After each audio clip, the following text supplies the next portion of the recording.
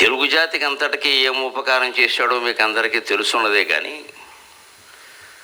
నాకు ప్రత్యేకంగా ఒక పెద్ద సందేహానికి సమాధానం దొరికేలా చేశాడు మహానుభావుడు.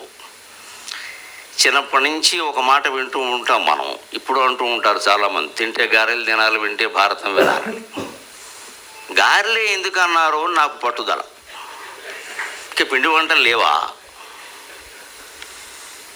తెలుగువాడికి గారెలు ఇష్టం, గారెలు బాగుంటాయి, అది సమాధానం కాదు.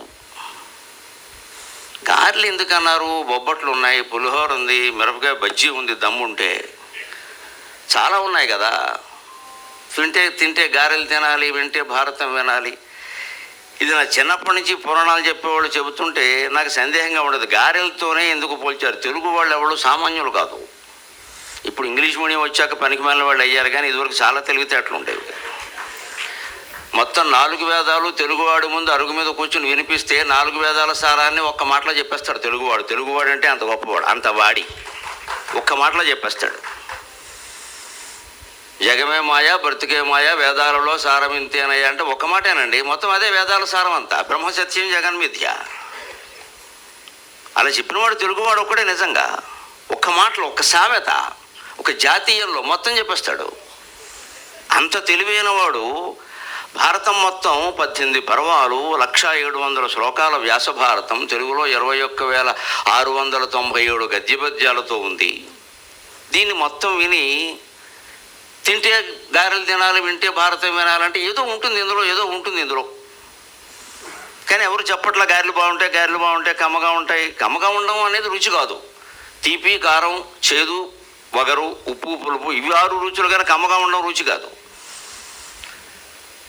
మరి కమ్మగా ఉండి ఏ రుచి లేనటువంటి దాన్ని పట్టుకుని దాంతో భారతాన్ని పోల్చి తింటే గారెలు తినాలి, వింటే భారతం వినాలి. పోని గారెలు మంచి శుభప్రదం అనడానికి కూడా వీళ్ళు తద్దినాల్లో వండుతారు ప్రత్యేకంగా. అసలు కొంతమంది తద్దినాలు పెట్టేది వాటి కోసమే.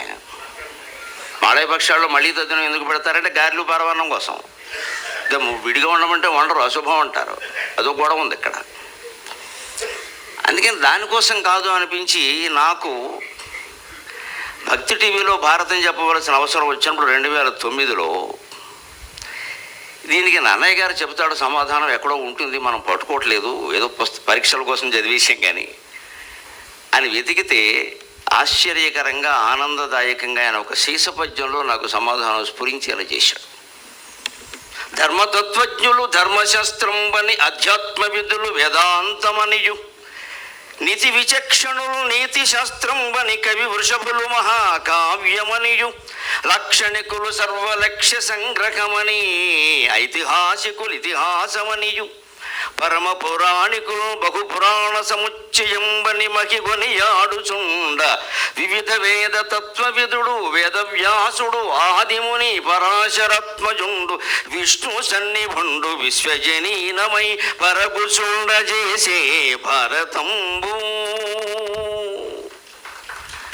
ఇది అనువాద పద్యం కాదండి, వ్యాసభారతం చదివి మాట్లాడండి.